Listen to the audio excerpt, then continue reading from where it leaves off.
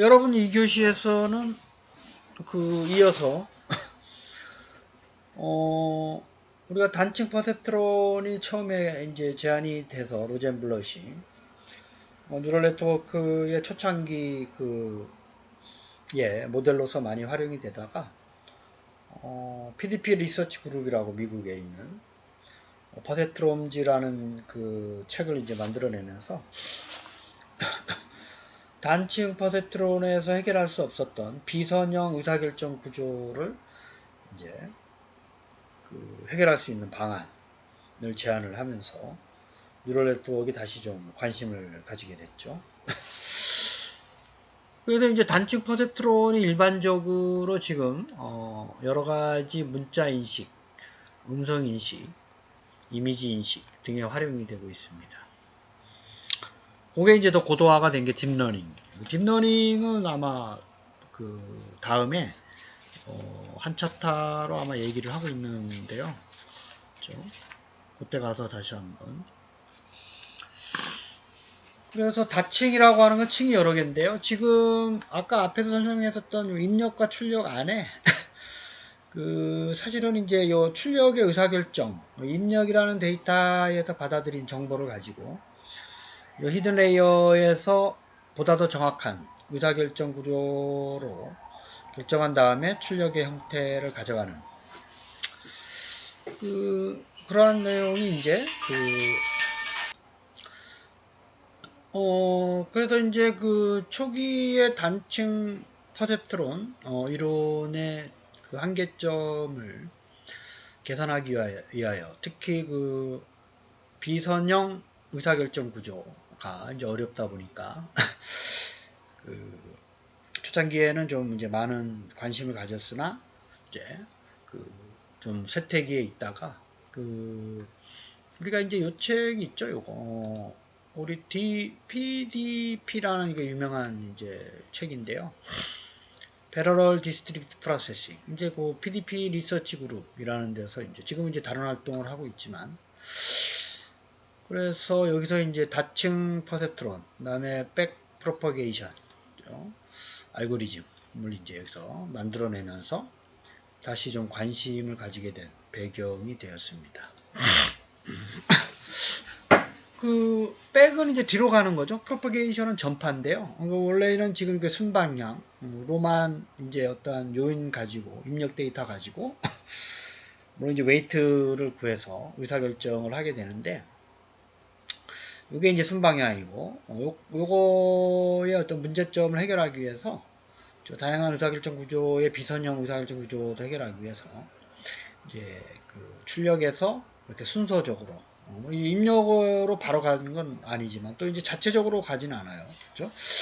그래서 이제 이렇게 가서 다시 뭐 이렇게 온다든지 하는 백 프로퍼게이션. 이걸 이제 우리나라 말로 역전파.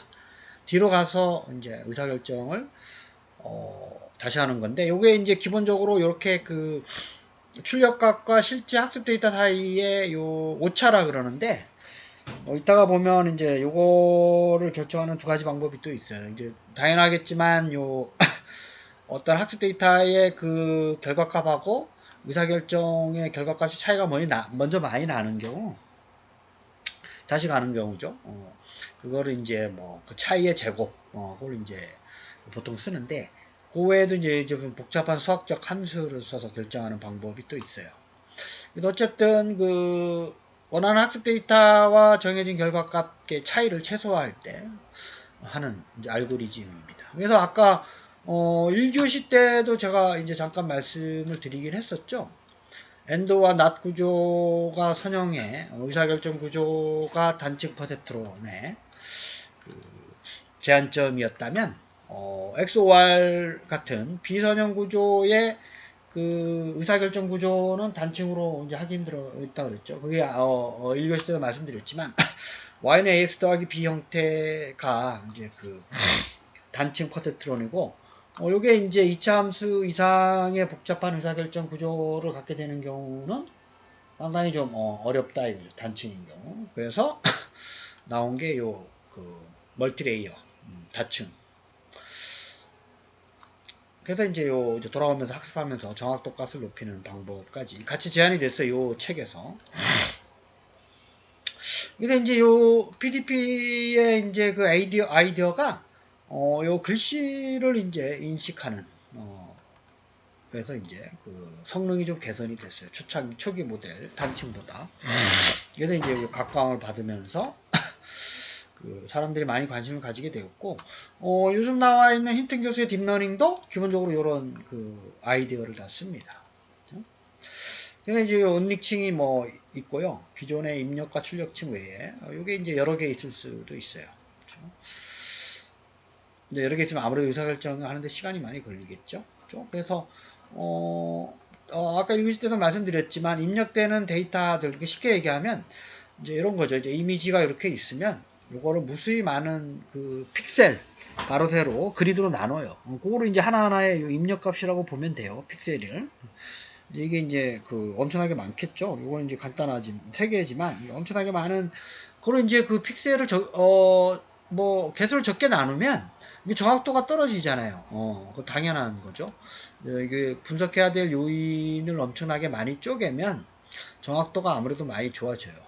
그래서 이제 쪼개는 하나하나의 픽셀의 이미지를 그 전에 우리가 그 뉴럴 네트워크는 말씀드렸다시피 그 슈퍼바이즈드 러닝이라고 말씀을 드렸었죠. 지도학습 방법이기 때문에 그 전에 이제 요 그 학습에 대한 데이터를 줘서 그 주어진 이미지의 어떤 형태가 어떤 결과값이라는 걸 이미 학습을 돼 있고 새로 주어지는 거 가지고 그 학습 데이터랑 비교를 하면서 가장 그 출력값이 최소화가 되는 학습 데이터의 결과값하고 그걸 찾아내는 방법이다 이렇게 생각을 하면 되고 이렇게 학습하는 게 순방향 그 다음에 이제 가서 이 데이터가 그 결과값이랑 이제 많이 차이가 나면 다시 돌아와서 이렇게 다시 하는 방법이 이제 그 백프로퍼게이션 알고리즘이다. 그래서 구조적인 거는 다층 퍼셉트론의 구조적인 거는 이제 은닉층이 이제 그 N개, 몇 개가 될지 모르지만, 이게 이제 많이 들어가면 들어가서 정확도는 높으지만, 속도나 이런 게 좀 늦어지겠죠? 이제 그런 거고, 학습은 이제 백프로퍼게이션 알고리즘을 써서 또 학습을 합니다. 그렇죠? 물론 순방향 학습을 기본적으로 하고요.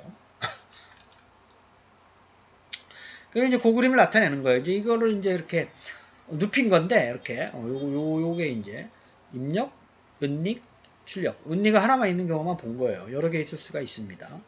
이게 요 방향으로 학습하는 거, 그 다음에 백프로퍼게이션 하면서 학습하는 거. 두 가지 방향이에요. 이게 역전파라는 게 한국말로 보면은 좀 이제 그 어려운 단어지만 영어로 하면 백프로퍼게이션. 전파하는 거예요. 뒤로 전파.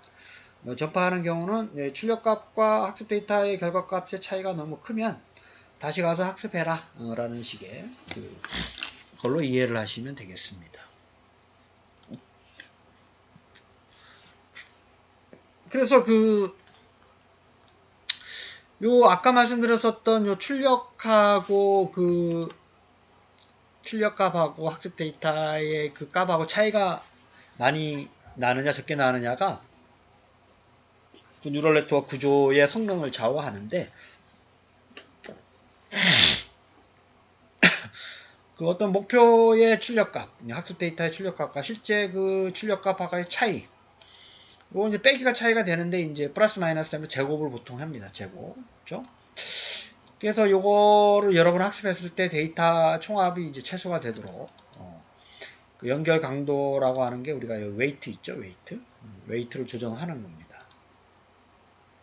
이게 차이라고 하는 게 보통 델타라고 하는 그리스 말에서 이제 따와가지고 델타 룰이라고 그러고 그 다음에 이게 좀 어려운 말인데 이거 수학적 방법이에요. 그레디언트 디스트 메소드라 그래서 기울기를 찾아가면서 그 어떤 의사결정 구조가 공무원인 경우에 오차의 제곱이 많이 감소하는 거 이렇게 가는 게 감소하느냐 뭐 이렇게 가는 게 감소하느냐 그걸 이제 따라가면서 최소의 오차를 갖는 학습 방법을 터득해 나가는 그런 게 이제 그레디언트 디스트 메소드라고 얘기를 합니다. 이게 이제 그레디언트 디스트 메소드의 예제인데요. 그래서 이제 그 뭐 요렇게 찾아가는 게 더 빨리 찾아가느냐, 이게 이제 약간 요렇게 돼 있다 그러면 기울기 가지고 약간 이쪽보다 이쪽이 빠르다, 뭐 이쪽으로 가는 거죠. 그래서 어느 순간에 이쪽으로 왔는데 이게 만약에 예를 들어서 여러분들이 이제 이렇게 눈으로 보면 그 x, y 좌표에서 x가 요 값일 때 y 값이 최소 값이 되잖아요.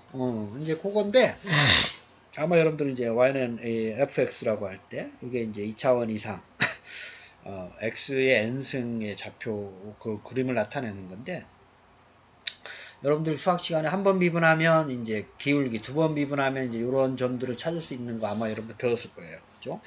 이게 그 자연 계열이 아니면 좀 어려운 얘기인데, 그걸 아마 2차 미분해서 요게 감소하다가 증가, 이거는 증가하다가 감소, 감소하다가 증가, 뭐 이런 거를 그 두 번째 값에 대해서 찾아내는 방법이 있죠.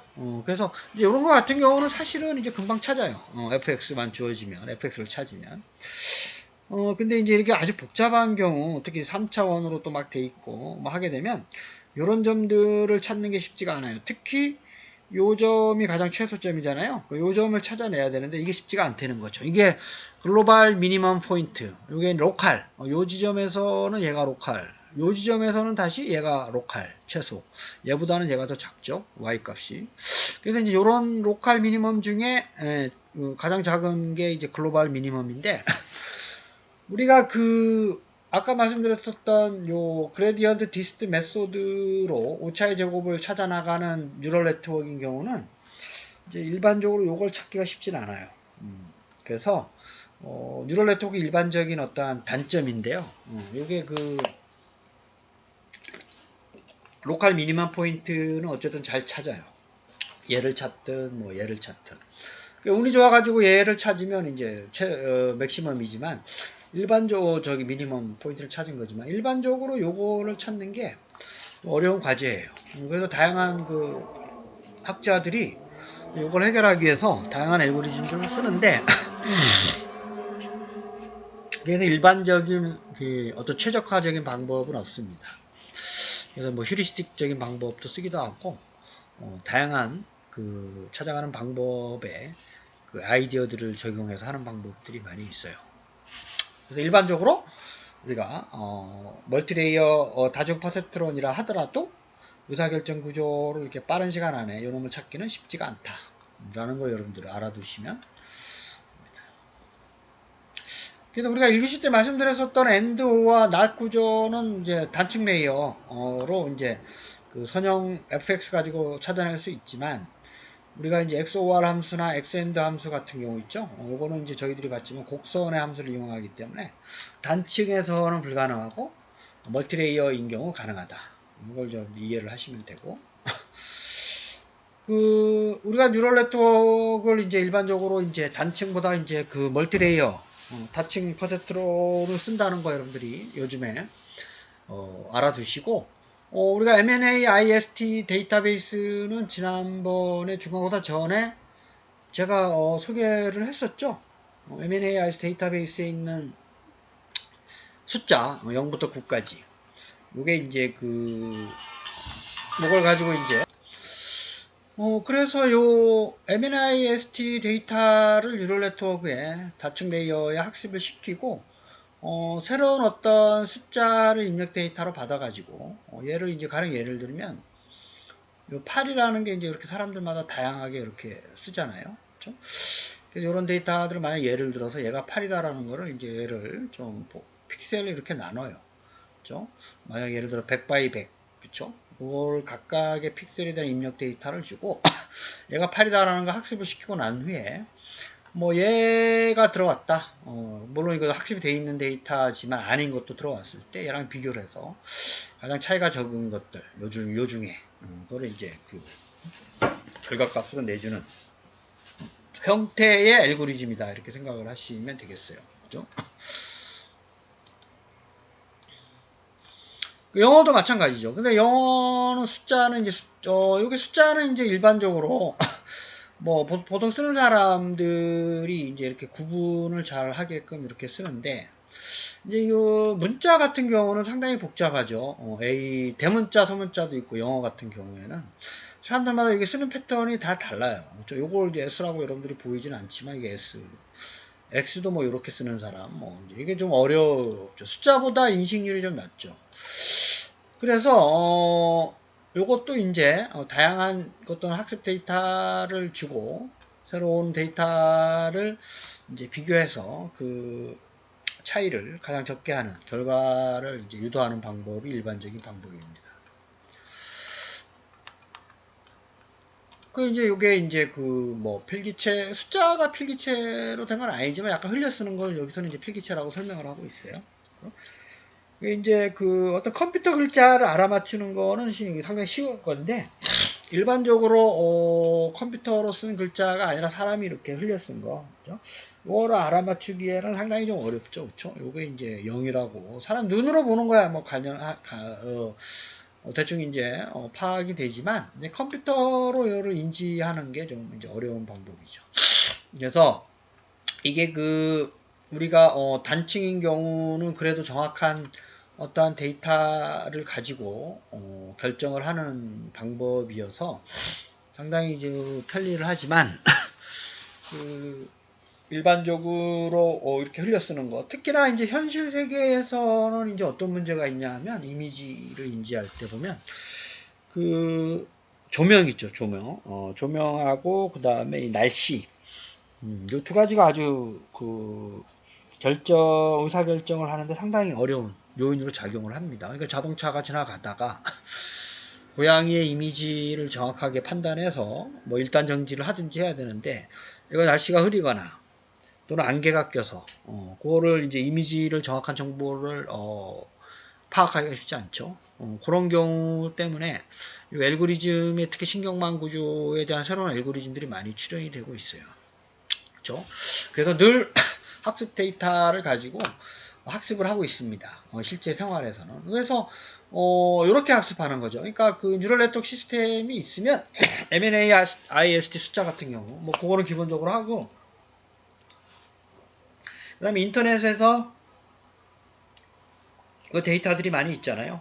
이게 숫자보다 이제 문자인 경우 또 정보에 대한 그 경우도 마찬가지고 정보에 대한 학습을 늘 하고 있기 때문에 그리고 이제 컴퓨팅 파워가 좋아서 그 학습하는데 시간이 오래 걸리지 않아요. 그래서 늘 학습을 하는 이런 것도 제한이 돼서 뉴럴 네트워크의 그 성능을 향상시키기 위한 아이디어들이 많이 사용이 되고 있습니다. 그래서 이제 아까 말씀드렸다시피 이걸 봐요. 이걸 이제 2라고 하는데 결론은 이제 2라고 여기 이거 결론 값이고요. 그래서 이제 얘를 이제 어떤 사람이 이렇게 또는 흐릿하게 요즘 이제 데이터가 없어서 이렇게 해서 얘를 2라고 알아서 결과값을 내주는 건데 이게 이제 요 방향, 요게 8가지 방향으로 한 거예요. 요 방향, 그 다음에 약간 요 방향, 그 다음에 요 방향, 그쵸? 그 다음에 요 방향, 그 다음에 이제 여기서 보는 픽셀 단위, 그쵸? 이 세분화 시켜가지고 사실은 얘를 이제 뉴럴 네트워크로 학습을 다 시킨 거 가지고 최적의 결과값을 2다라고 이제 내는 겁니다. 그쵸? 그래서 이게 이제 수평, 수직, 사전 8개. 이게 방향이 많으면 많을수록 확실히 정확하게 예측이 되는 거고 우리가 뉴런 중에서 이거를 네오코그니트론이라는 또 의학 용어의 말을 좀 써서 인지하는 방법이에요. 그러니까 얘는 이제 시간이 좀 많이 걸리죠. 방향을 여러 개. 하지만 정확도가 높아지는 거예요. 그러니까 알고리즘은 이제 시간이 오래 걸리면 그럴수록 정확도는 높아져요. 이 글자를 알아채는 것도 그렇습니다. 우리나라 글자. 기역, 우, 이, 시옷. 그래서 귓이라고 이제 알아내는데, 이게 레이어별로, 그렇죠? 하나하나씩 픽셀로 나눠가지고, 가장 그 정확한, 데이터의 값을 알아채는 방법입니다. 그 다음에 이제 뭐 한글에는 사실은 필기체라는 게 없긴 하지만, 필기체라는 게 없긴 하지만, 우리가 뭐 이렇게 약간 흘려 쓴 거, 좀 사람들이 이제 글씨 펜으로 이렇게 쓴 거를 알아내는데, 이렇게 레이어별로 각각의 픽셀로 나눠서 가장 그 정확도가 높은 값을 찾아내는 방법입니다. 그래서 요 영상을 보면, 아까 제가 말씀드렸었던 요렇게 쓴 거 있죠? 이렇게 쓴 거 4라고 이제 요 은닉칭이 2개인 경우. 요거 입력값이 요게 이제 픽셀로 나눠서 하나씩 여기다 넣는 거예요. 그렇죠? 그중에 이제 정확도가 높은 범위로 이렇게 찾아가면서 결론이 4다. 그 전에 그 학습 데이터의 MNAIST 데이터를 이미 학습한 걸 가지고 이걸 이제 아까 말씀드렸었던 델타 방법이 아니라 그레디언트 디센트 방법으로 쓴 거죠. 그 다음에 이제 음성을 알아내는 것도, 이 방법을 보통 쓰는데요. 어떤 사람이 yes라고 했을 때 이게 텍스트로 yes라고 써주는 그런 거죠. 우리가 사람이 귀를 듣고 yes라고 하면 금방 쓰지만 컴퓨터가 yes라는 말을 입력을 받았을 때 얘를 이제 텍스트로 yes라고 하는 걸 어떻게 알아내느냐, 이 방법이죠. 그러니까 사람들마다 yes라고 하는 발음이 엄청나게 많을 거 아니에요. 그거를 이제 각각의 사람들에 대한 학습 데이터. yes라고 하는 거 no라고는 안 할 테니까 반드시 yes, yes, yes, yes, yes 뭐 이런 것들에 대한 학습 데이터들을 쭉 모아가지고 이런 어떤 진폭의 데이터를 가지고 시간에 따라서 요거를 비교를 하는 거죠. 그렇죠? 들어오는 새로운 값에 대해서.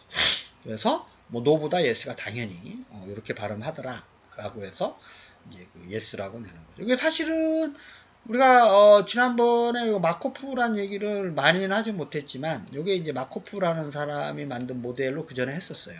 그쵸? 그래서 이제 요거는 뭐냐면 요 상태에서 요 상태로 가는 거, 그다음에 요 상태에서 요 상태로 가는 거. 뭐 크게 얘기하면 요 상태에서 요 상태가 하나, 두 개, 세 개, 5개. yes라는 발음은 보면 요쪽에 파동이 높았다가 yes 이렇게 되는 거죠.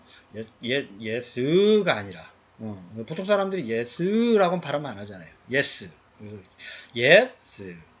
그래서 이제 이것도 이제 세밀하게 좀 분리를 하는데, 어떤 단어들마다 여기에서 요거로 상태로 바뀔 확률이 있어요. 그걸 다 구해가지고 요 확률이 높은 걸 찾아가는 방법이 요 방법이었는데, 요게 이제 지금은 거의 안 쓰고 요즘은 다 뉴럴 네트워크를 써서 yes라는 파형하고 스펙트럼으로 처리를 하는 그런 방법이 이제 많이 이제 사용이 되고 있습니다.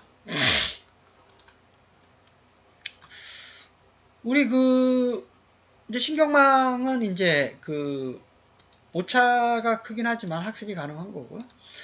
그 다음에 음성인식만 봤을 때, 음성인식, 문자인식은 또 다른 얘기고, 이제 음성인식 할 때 좀 학습 시간이 오래 걸려요. 그죠? 그래서 이것보다 사실은 이제 이런 방법이 이제 예전에 많이 좀 썼었고요. 요즘은 이제 딥러닝 기술로 많이 씁니다. 그죠?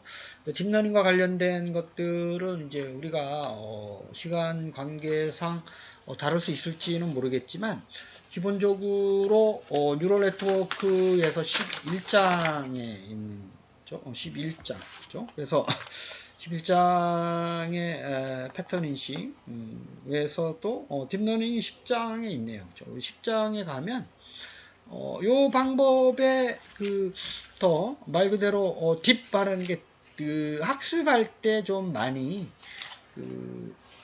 다양한 알고리즘을 이제 써서 학습하는 이제 방법이에요. 이제 아까 말씀드렸던 네오코그니트론 모델이 이제 기본적으로 좀 많이 쓰고, 힌튼 교수가 2006년 이후에 뭐 요 아이디어를 해서 데이터가 많아지면서 기존 신경망 구조를 하는데 실행 시간이 너무 많이 걸려요.